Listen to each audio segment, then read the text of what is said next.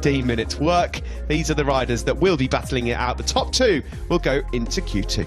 Coming up then very shortly in Q1 for Maverick Vinales. He was not far away, and likewise Miguel Oliveira, so this could be really, really interesting.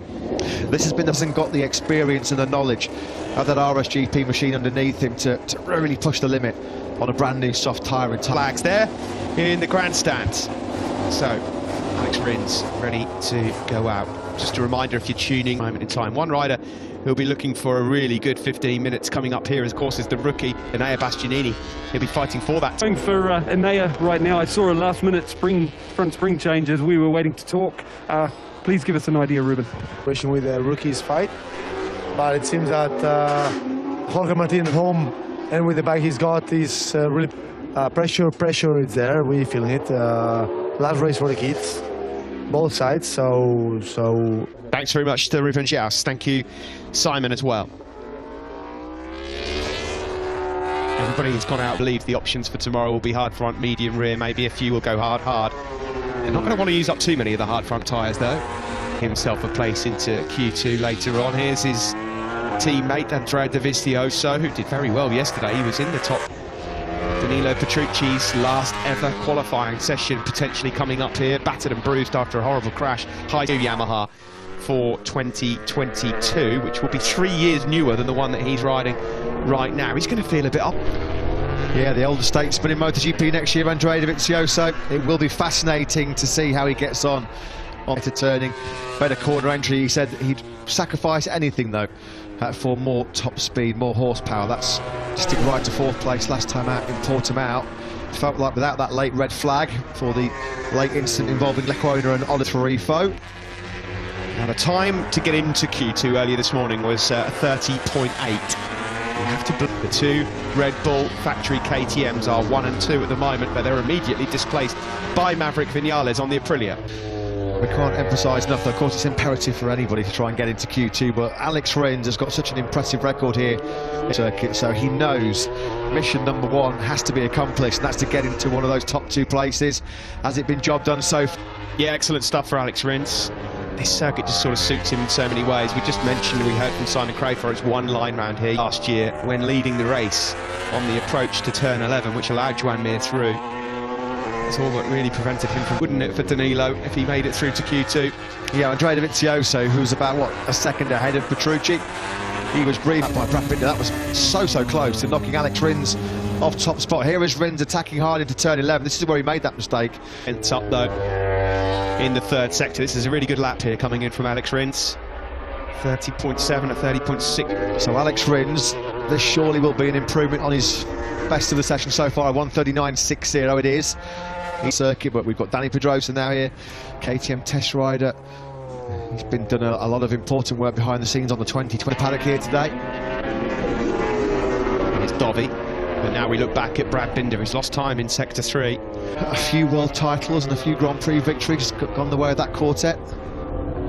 Binder sits up and goes straight on in the last corner. Binder 1 and 2, Petrucci and his teammate Lecuona 3rd and 4th. Vinales 5th, Alex Marquez maybe just struggling a bit with the pressure here this weekend. Polishvarga, of course, not out, still in Valencia Hospital RC. A disaster for Polishvarga as well, because to be quite honest, he was looking pretty quick up until that crash. Honda 1-2 in Misano too, a few weeks ago, a pretty decent top 6 as well. Last time out in Portimao for Polishvarga.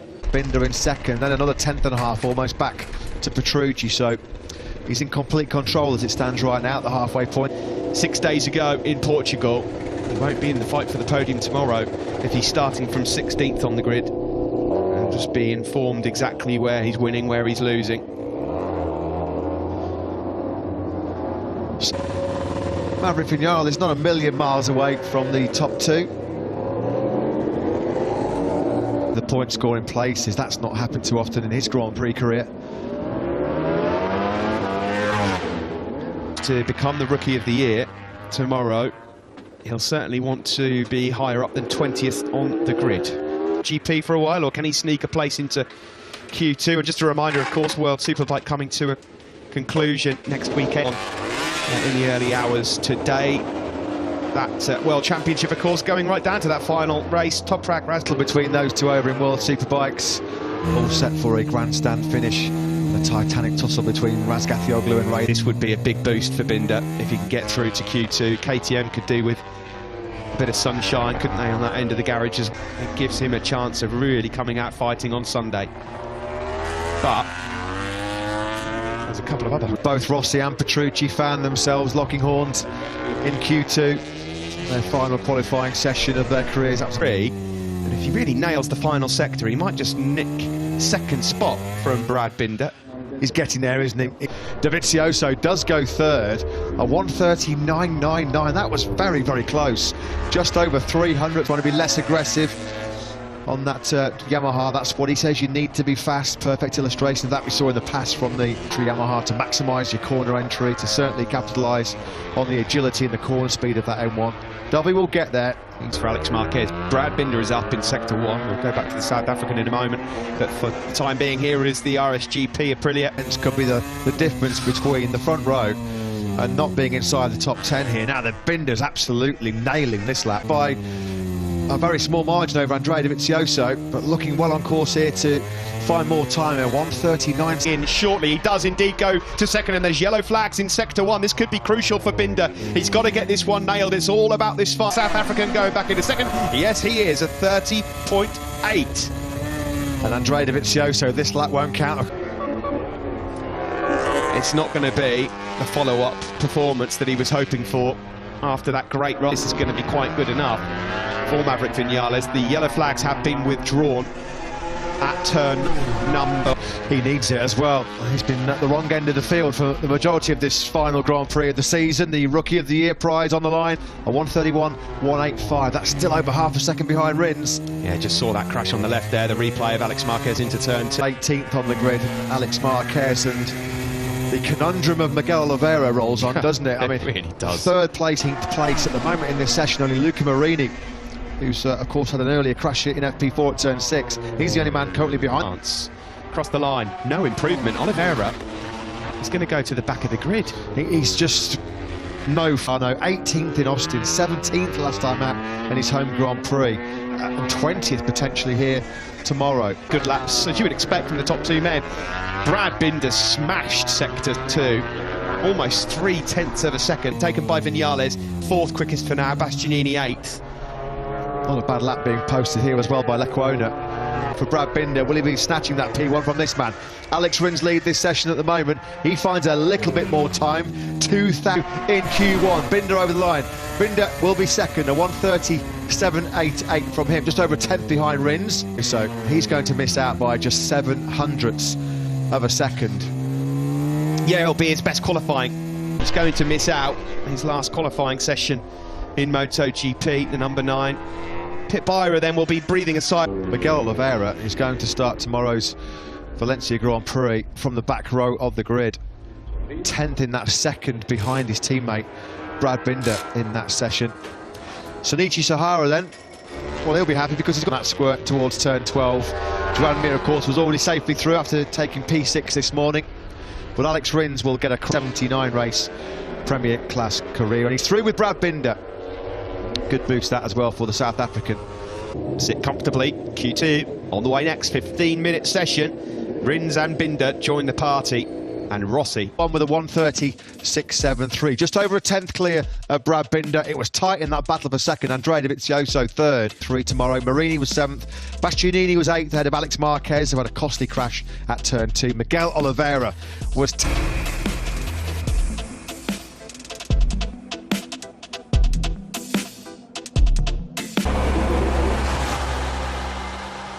off tyre.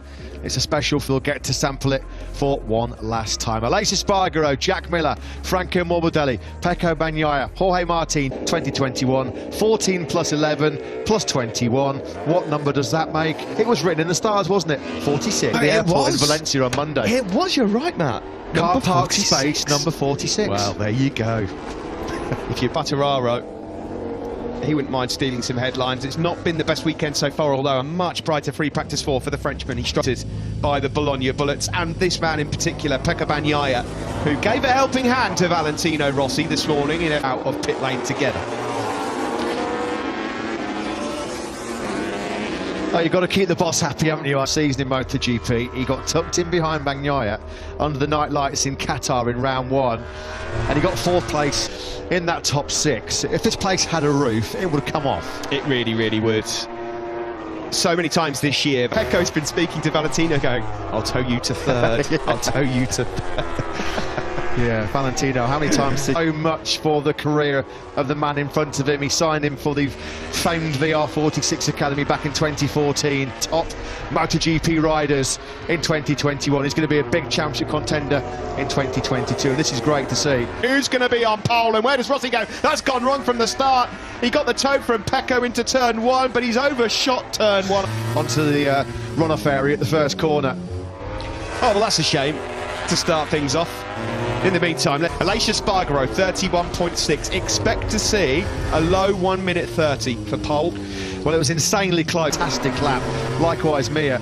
Valentino Rossi, he might have needed this little tow behind Bagnaia because he would have been on course for a top than 4. That's going to be bettered and blitzed by Jack Miller. Miller takes top spot, a 1:34.79.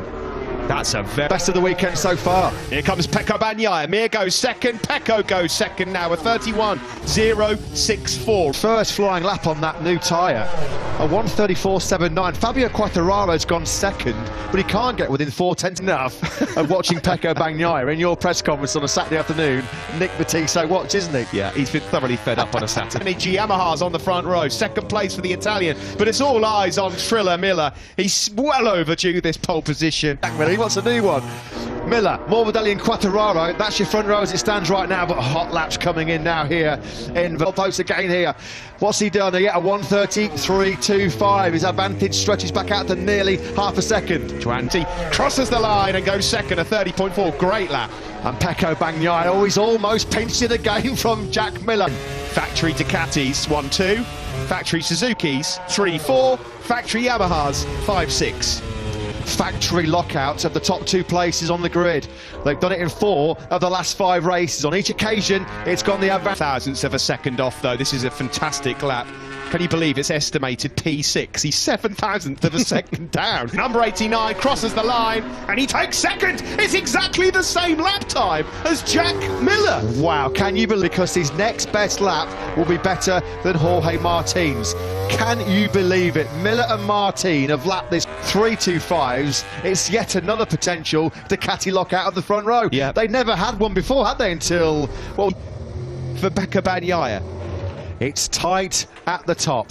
3 Ducati GP21s in the last, but he's got to be happy with a place on that second row. He's still 4th, ahead of Alex Rins in 5th. Fabio Quartararo, the world champion. Team, if Pecco goes out there and takes this off me again, I'm going to give him a slap. I'm surprised if he's not already walked over to the side of the garage and gone, mate, if He's heading into pit lane shortly now. Valentino Rossi fluffed his lines at the start of this session.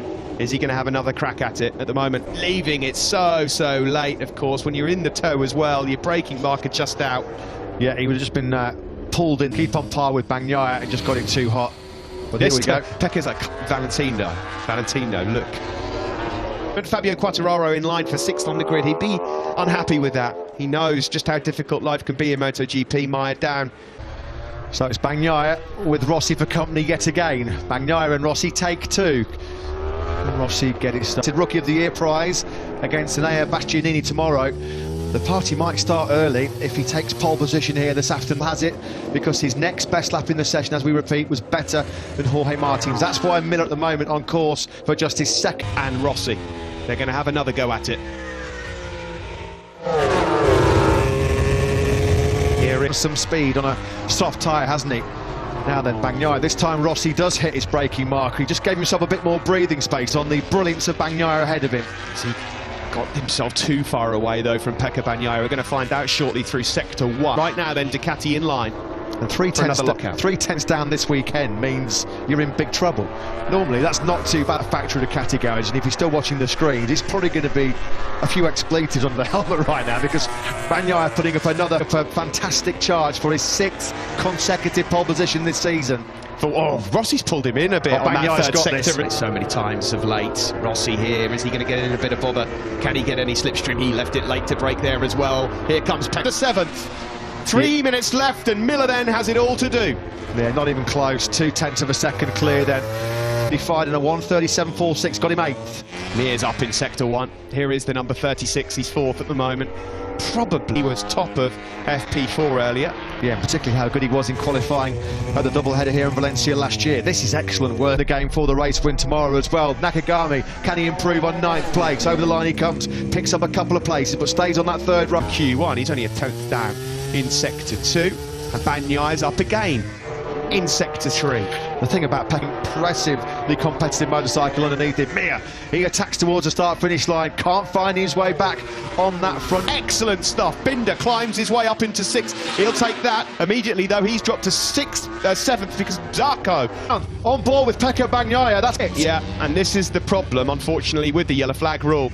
On them there, the bike's down in the middle of the track.